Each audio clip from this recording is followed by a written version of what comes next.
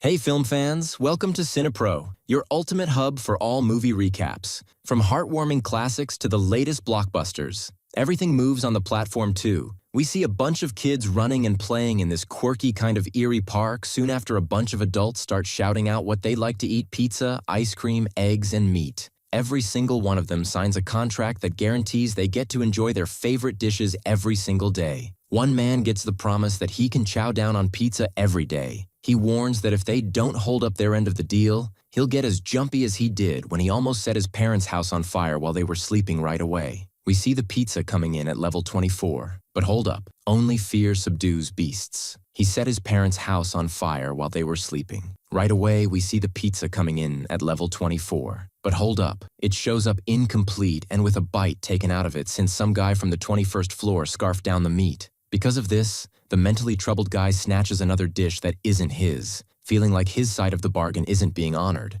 The folks from the upper levels try to get the 24th floor guy to understand that he's gotta respect the rules. They've protected the dishes that aren't theirs to make sure the food can reach all the floors. This whole effort is part of a solidarity revolution that's been tough to spread across all levels. But the French guy's explanation starts annoying this man, who clearly doesn't give a hoot if the food makes it to others. Slowly, he lifts a chicken wing to his mouth, and when he's about to take the first bite, his roommate, on the other hand, is on the same page as everyone else. She warns him that if he eats the chicken that doesn't belong to him, there'll be consequences and chaos on the other levels. She offers him one of her croquettes to get him to leave the chicken alone. After trying them and finding them delicious, he agrees to follow the rules for the day, but warns that if tomorrow there's no meat on his pizza, there's gonna be no going back. The French guy also reminds him that he's gotta eat while the platform is at his level, because holding on to food would lead to a lethal punishment from the administration. Finally, he tells him to stay strong so he doesn't get beaten by the hole. At that moment, the platform starts descending to the next floor. The woman asks her buddy what his name is. He replies that his name is Zamiatin, and she introduces herself as Perempuan. Our protagonist reflects in silence, remembering how her favorite dish was the ham croquettes her ex used to make. But she knows it's impossible to eat them again because she's done terrible things. She needs time in the hole to get through her torments. Meanwhile, Zamiatin struggles with a weird dry cough while trying to shave. Suddenly, the lights on the levels turn red, and we hear screams in various languages. Communication from level 44 has been cut off, meaning they can't know if the food is reaching all 333 levels of the hole. The French guy tells Zamiatin that some folks from the upper floors are coming down to 21 to defend his pizza, just like others near floor 444, who will keep an eye on things to make sure the rules are followed and keep the place running. Out of nowhere, everyone watches as the platform shoots up at lightning speed toward the surface, taking out anyone who gets in its way. During the interview with Zamiatin, they asked him how he felt when he was about to wipe out his own parents. He, instead of showing any real remorse,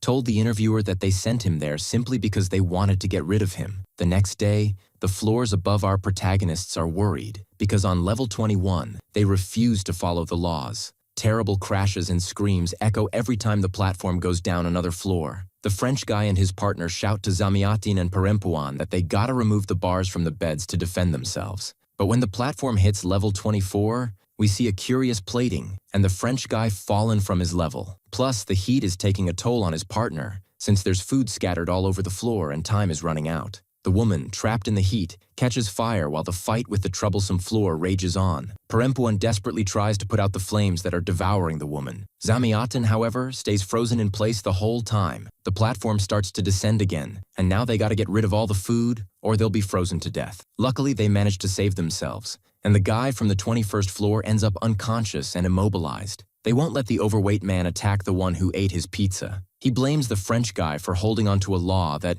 in his eyes, denies him the freedom to eat as they please. The same law that he believes oppresses them, and might have caused all of this. The French guy, furious, screams back that the blame falls on humanity. Perempuan sadly mentions that the woman has died. Rage floods through the French guy, but he manages to pull himself together. He announces that he's sending his friend down to the lower floors to feed those in need, and he'll go with the man to find the anointed ones, those who knew the master who laid down the law in the hole. This Messiah sent a message of hope after surviving an entire month without eating in the lowest levels. He even woke up the next day in an even worse level and had to cut meat from his own thigh to feed those in need, his anointed ones. That's why the anointed have carried this message of solidarity throughout the whole, fighting for a fair distribution of food. This is a cause the French guy promises to keep supporting, even if it means rolling some heads to make it happen. The next day, the platform arrives back at level 24, and Zamyatin mocks the guy from 21 by showing off his pizza. At that moment, the French guy starts tossing the food from those who died the day before. Our protagonists, horrified, hear that the law established in the whole forbids others from eating more than one plate. The man warns them that from this point on,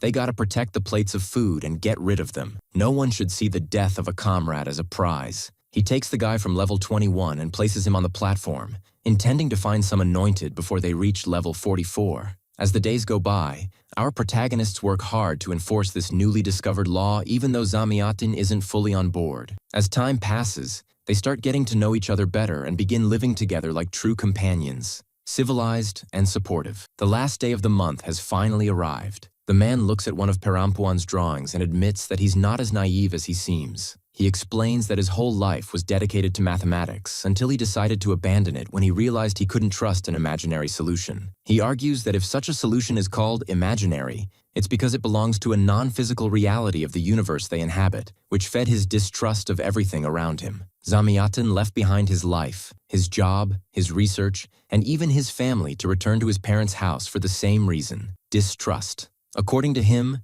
the imaginary doesn't exist and is completely useless. Then he asks Perampuan how she ended up in the hole, and she remembers mentioning in her interview that she needed time to forgive herself. Moments later, the floors around them start celebrating that food has reached level 175. Perampuan, excited about the achievement, asks Zamyatin to celebrate by dancing. However, the next day they wake up on floor 180. Desperation begins to take over the nearby levels, but Perampuan remains firm in her belief in the system's functionality. Still, the situation is confusing since communication is cut off starting from level 169. They receive news that a lot of people died last month, which means there are probably new folks on the upper floors who'll have to learn to respect the laws. Yet, when the platform finally arrives at their level, it only brings empty dishes. Days go by, and the arrival of the platform no longer distracts them since they know there won't be anything to eat. They spend their time lying down, drawing, or getting lost in their own mental delusions. Until one day, Perampuan can't take Zamyatin's strange and disturbingly entertaining antics any longer, and she decides to step in to put a stop to it once and for all. At that very moment, as if the weight of her action has triggered something inevitable, he starts vomiting blood uncontrollably. Just then, a head falls from the upper floors, while some watch the scene with satisfaction, convinced that the law has finally been applied justly against those who show no respect for the rules. Others deeply lament that they couldn't protect the food that was on the platform. In that context, the shortage of food turns any waste into a tragedy. Zamyatin's cough gets worse by the minute, growing more violent as time goes on. Malnutrition, a constant shadow in the hole, hits everyone without exception. Heads keep falling from the upper floors, a grim reminder of the brutality that rules this world. Our protagonist, weakened and confined to a bed, listens with Perampuan to the rumors circulating between the levels. They hear that on floors 169 and 168,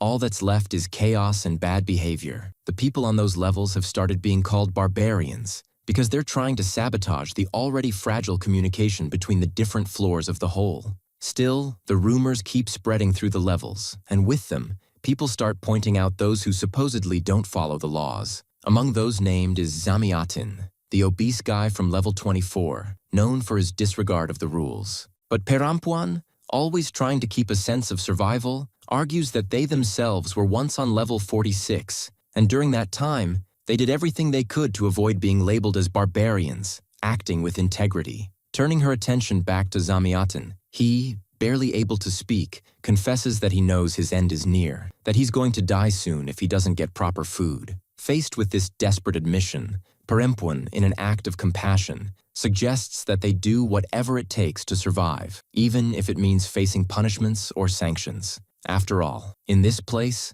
survival is the only thing that really matters. A brief flashback reveals that Zamyatin actually dropped out of school at 16. All his business ventures failed, and his family kicked him out. Even his own parents got tired of him and, thinking he needed discipline, offered him a place in the hole. In the middle of the night, Zamyatin wakes up, gets out of bed, and approaches the edge of the abyss. When Parampuan wakes up too, he tells her that he's made a lot of mistakes throughout his life, recalling how he ate food that wasn't his. He asks her not to come any closer so he can take the punishment he deserves without dragging her down with him, saying she doesn't deserve to be punished for just trying to help him. Before he steps away, he asks her to find his kids when she gets out of the hole and tell them their father always loved them. We see Zamiotin setting fire to the blanket covering him. Slowly, the flames engulf him, and in a final act of bravery, he leaps into the void. This brings joy to some, as they believe justice has been served, his punishment has been carried out.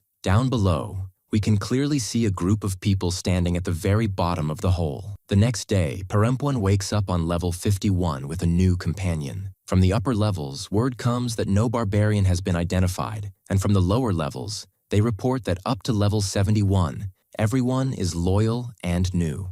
Our protagonist quickly realizes her companion is new to the system, so she starts explaining how everything works. Then she asks her what she chose as her meal, and the woman responds that she picked plums. The woman warns her that she'll only be able to eat that unless she arranges some sort of trade. When the platform descends to their level, they notice there's food missing because there's been trouble between level 46 and the one right above. But soon, one of the anointed ones is coming to calm things down. Later, a new uproar breaks out when they spot a barbarian on level 54. He attacked his companion, and they recognize him as someone who was on level 2 last month, where he ate until he vomited. The woman volunteers to go punish him, but the law of the hole is different and she is forced to stay put while others closer by take action. Her new companion doesn't get why the woman is so upset, so she explains that last month her partner died because of people like that guy from level 2. The woman finally gets her anger, realizing that those kinds of people are the ones who mess up the system. Our protagonist starts having brief visions of Zamiotin, while the heads of the barbarians keep falling. The other levels cheer as they recognize the anointed one who fights for them until death, Dagan Bagi. When the platform comes back to their level, the woman's new companion ties up her hair with the only hand she's got and takes a bite of her food. Then, she flips her bed and breaks the frame to arm herself, encouraging the woman to join her so they can go down and seek justice. The two of them descend to the next floor, where the men there ask them to stop, warning that if they leave the level with them, they'll break the chain of communication. But the women refuse to sit idle. One of the men decides to stay behind to protect the chain, while the other three continue their descent, picking up 2 more companions on the next level down. When the 5 of them finally reach the dreaded and chaotic floor, the tension rises instantly. Wasting no time, they pounce on the 2 anointed men who are running the place, taking them down quickly and efficiently. But the barbarian, desperate and crafty, manages to leap onto the platform in a frantic attempt to escape. The women don't hesitate for a second and immediately go after him, determined to stop him before he can run away from his punishment. Even though the men with them try to help, though not all that effectively, it's the woman who, through sheer will and determination, finally manages to take him down. However, before they can finish what they started, the barbarian, now beaten and cornered, pleads with the woman to stop. Gasping for breath, he begs for mercy, claiming he only ate to regain what he'd lost in the 1.5 years he'd been trapped in the hole. But the platform keeps going down, carrying the man with it. Despite the injuries she suffered in the fight, the woman's companion, still filled with rage, says she wants to finish what they started and chase down the barbarian to end him for good. Yet the woman stops her before she can act. In that brief moment of calm, as the adrenaline begins to fade, the woman realizes something unexpected. The woman who's been fighting by her side isn't as new to the hole as she seemed. In fact, it becomes clear her experience here runs way deeper than she'd let on. Later, the woman confesses she's been in the hole for 6 months. She understood the law right from the start, even though she thought parts of it were unfair. Still, she decided to follow it for the sake of the system. She tells the woman that once, she and her previous companion came across a young man, starving and on the brink of death. They gave him a dead man's plate so he could eat. A few days later, the strictest of all the anointed ones, Daganvagi, arrived and decided to punish both of them for breaking the law, even though they did it to help someone in need. She had her arm amputated, and her companion, Kakasi, had her eyes gouged out. They left her naked and tied to the platform for the others to feast on. The woman tells the story through tears, and the woman comforts her, saying they just gotta hold on and survive till they can get out of there. But her companion replies, almost defeated, that no one ever leaves the hole alive. However, she confesses that she believes it's possible to escape during the interval. She explains that every month, sevoflurane gas is used to reconfigure the levels while everyone sleeps, but she's still trying to find a way to stay awake. Days later, one morning, the woman starts witnessing the horrific acts of Daganbagi. Her companion insists they need to hurry and go down more levels, since both of them broke the law by intervening against the barbarian. The platform descends slowly, carrying a man tied up on it. Daganbagi arrives blindfolded, accompanied by more anointed ones, and makes his presence known on the woman's floor. He announces that, thanks to their pacifist intervention with the barbarians, they'll be rewarded with more food than they're entitled to. He explains they need strong men and women to defend the law. Suddenly, they're overpowered by these people, and we see that the man who stayed behind to maintain the communication chain will also be punished for allowing the women to go down and for not upholding the law of the 4 following ones himself. One of the women tries to justify her actions, saying she acted according to what she believed was best for everyone's safety. However, Daganbagi responds that the law isn't up for interpretation. It simply must be followed. Daganbagi proceeds to inform them of their punishments. Perampuan protests, arguing that they shouldn't punish someone who's protecting the law. He retorts that many have had to lose something to survive until today, mentioning that, in his case, he lost his eyes. Then he announces that the woman with one arm will face the same punishment as Kakashi did. At that moment, the man who was there when they first descended intervenes, telling Dagan that if he lets the woman go down, she'll escape. He recounts the plan the women had devised to get away, and due to how absurd it sounds, everyone bursts out laughing. The next day, we see our protagonist and the others tied at the edge of the hole, their arms stretched out toward the abyss. As the platform descends, it sweeps them away, and her companion is tied up, naked, on the table to be devoured by the others. The scene shifts, and we're back with those kids from the beginning, playing on the same slide. But suddenly, the place erupts into chaos. Perampuan wakes up on the 72nd floor, accompanied by an older man. They both decide not to interact with the upper or lower floors. The old man has brought a knife as his item, while Perampuan remembers the escape plan she had with her former companion. When the platform arrives at their level, the old man starts gobbling down everything he can find to eat and drink. Perampuan, on the other hand, climbs up on the table and suggests her companion do the same. She keeps having visions of Zamiatin, and when she descends to the level of the barbarians, she proposes that they join forces to rebel against the loyalists, even though her true aim is to escape. As they continue going down, they look for more allies, though many prefer to keep following the laws. As more people join the cause, the chaos on the platform intensifies, fueled by their plans for freedom. Finally, they decide to stop on one of the levels, where Perampuan is mesmerized by a painting. The old woman who lives there greets them with the warmest disposition, offering a heartfelt welcome, although she doesn't receive the same courtesy from the barbarians. While all these folks prepare to face the law's zealots, they spend the night enjoying, dancing, and celebrating without end. But at dawn, the loyalists make their presence known, descending from dozens of floors above. In their effort to weaken the barbarians congregated on a single level, the loyalists waste all the available food down to their level. Daganbagi is willing to pay the price of letting the rest of the levels die just to enforce the law. However, he offers mercy if they hand over the leaders of the rebellion. The chaos continues, centered around the desperation of what they'll eat, and the old man proposes they keep descending to feed on the loyalists who are still below. This option seemed like the key to solving all their immediate problems, filling them with deep excitement to continue their own cause, freedom. Yet, Perampuan remains motionless, remembering how during her interview she mentioned a significant art exhibition where she showcased several sculptures. Her boyfriend attended and brought their son for her to meet, but our protagonist clearly recalled that the boy couldn't sit still. As she reminisced, she felt the old woman feeding her something, trying to nourish her after days of not eating. Perampuan continued having visions of her fallen companions, and in that interview she recounted that her boyfriend's son tripped and crashed into a dangerous sculpture that didn't have proper safety barriers. The child died upon contact with some sharp blades. The judge ruled it a tragic accident, and Perampuan became one of the top artists of her generation, selling each of her sculptures for millions. Suddenly, we're back in the present, where the barbarians are gearing up to attack, but they don't take into account the walls made of mattresses that protect the loyalists, giving them a clear edge in their defense. Blood starts to spill. The massacre doesn't stop, and one of the barbarians whom Perampuan had previously spared decides to turn against her. However, the old man, who had been hiding under the bed, subtly slides his knife over to Perempuan. She grabs it to defend herself and takes out her attacker, then hides back under the bed, revealing that by the end of the battle, most of them are dead. The only ones left standing are Perempuan and the old man. As they look around, they see Dog and Boggy lying on the ground on the brink of death, even though Perempuan has the knife in her hands. Instead of striking, she chooses to tend to his wounds. She mentions that she could cut off his limbs to keep him alive by feeding on his own flesh, but then admits she wouldn't do that because she refuses to let her imagination run wild with thoughts of inflicting torture. Flashing back to the interviews, Perempuan had shown deep remorse for not protecting the statue that caused her boyfriend's son's death. She confessed that if she could turn back time,